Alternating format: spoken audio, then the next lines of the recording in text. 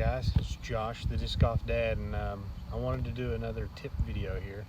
And this is going to be probably around 5 tips for one thing, and something I have experience with a lot.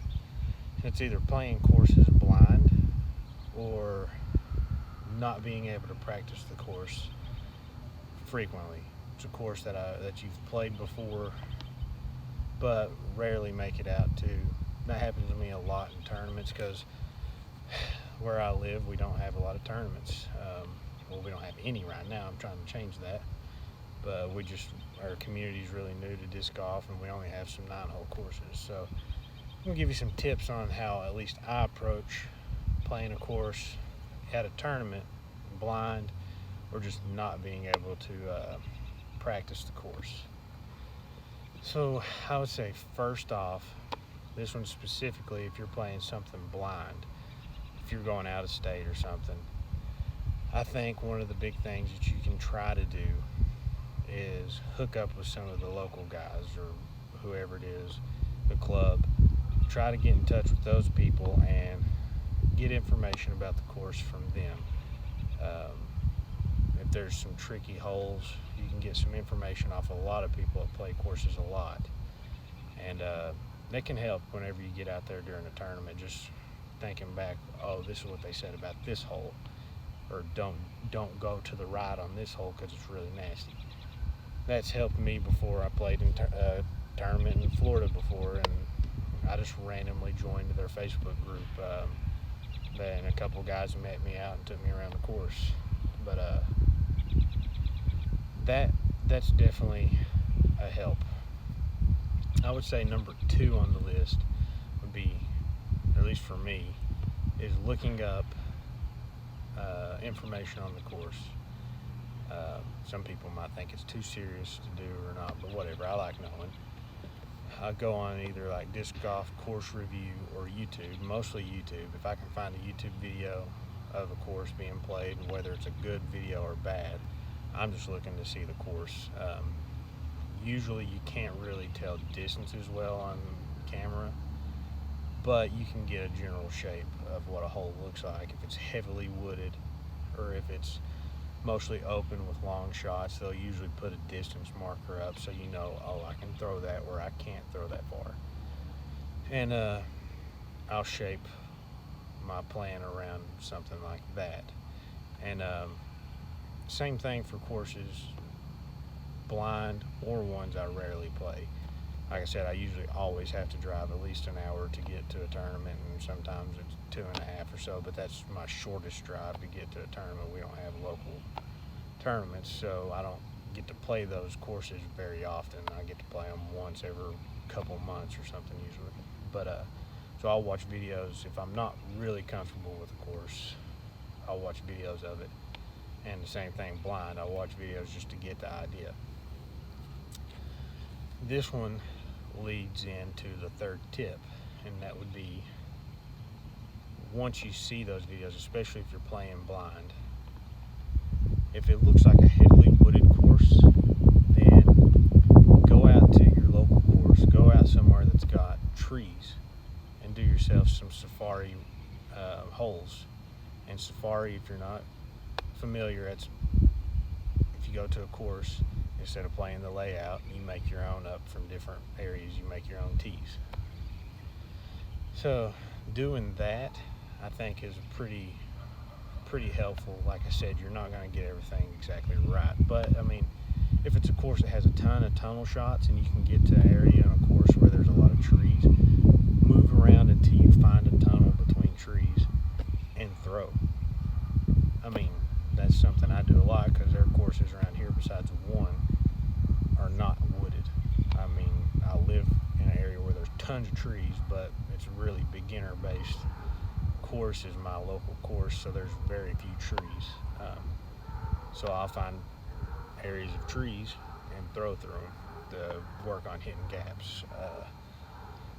To add on to that, I mean, you can try to mimic the shapes of holes. Like if it's a course you've played before, but you don't have that type of hole there at your local course, move around until you find what kind of looks like the shape of that hole. You can practice the shape of a hole and transfer that to another course. I mean, that's disc golf. That's learning your discs. By the way, these are awesome, aren't they? A pretty review hopefully coming soon. But, sorry, sidetrack. Practice those shapes of holes. If you can't make that shape, try to force that shape in your throw and then translate that to the course. I mean, you're not always going to get it right. And I mean, even if you practice that hole and you're a local, you're always going to mess something up every now and then. So that's another thing. So I think that was the third tip.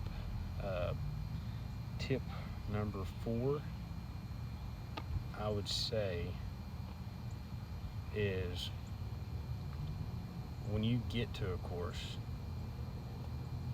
especially playing blind, if you're playing a tournament, I always say get there, be the first one there. You can get there, you can look at holes. If you saw one that looks ridiculous, you can try to go look at that hole. You can at least get warmed up, because you want to be warmed up just so you can throw any shot that you feel like you need. But within that tip, when you get to a course, sometimes your first side of a hole might be good and it might be a fresh look. I've seen people step up to a hole many times that I've not played before, and all of them throw the same shot, all of them hit a tree. And then I might think something else looks right, even though they might know something I don't. I'm gonna throw it because that's what I feel comfortable with. It works out, oh well. If not, it's what happens when you play something blind. But you might just have a fresh look at the hole. They might have played that hole same way and they follow the line with what other people say, like this is the shot to throw. So you might have a fresh look at it. So maybe going with your first instinct might be the best instinct for you. And you want to make sure you're as comfortable as you can be, because you're already going to be uncomfortable playing blind against a bunch of people that play the course every day or every week. So, and I would say the 5th tip, and I'll end it with that, is I do a lot of visualization. And what I mean is, if I'm getting ready to play a tournament and I know the course, but I just don't practice it, I'll go through every hole in my head, what I'm teeing off with in my ideal area to land. And I'll do my approach shots from there, and I'll say what disc I'm throwing. And I won't just say the shape, I want to say this is the disc I'm throwing. You step onto the tee, do the same thing. This is any place you play to me. I mean, I like to line up my disc and say, like, I'm wanting to throw it flat. I'm going to line my disc up flat and practice it flat and imagine that shape out of my hand. If I'm throwing an Anheuser, I'm going to line it up Anheuser and imagine what it looks like.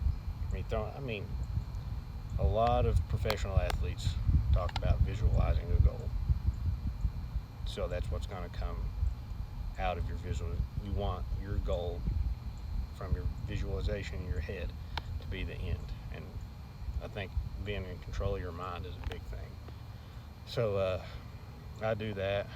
If I don't know the course, but I've seen pictures or video, I visualize what disc I'm going to be throwing on that hole, so I at least have an idea when I step there. Sometimes you might say, oh, I need to throw a driver on that hole, and you get there and you go, it's like a mid at best. Like, it just, distances on videos change, so don't be locked to a disc in your head because it looks like you need to play it. It might be a 350-foot hole, but it might be pretty downhill, so that's going to get you too far or something with the driver, so you might have to disc down. But keep that thought in your mind of what you want it to look like. But I'm going to keep it at 5 tips, and those are the 5 best ones I have for playing a blind course, or you playing blind on a course, or you playing a course that you rarely get to play.